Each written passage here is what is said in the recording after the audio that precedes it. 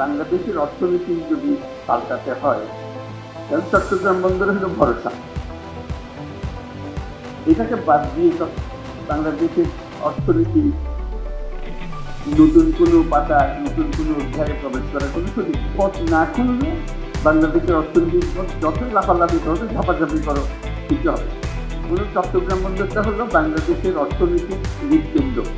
হৃৎপিণ্ড যদি দুর্বল হয় তুমি ডাক্তার বৈদ্য সব কিছু আনো মেরামত হবে কিন্তু চলে না।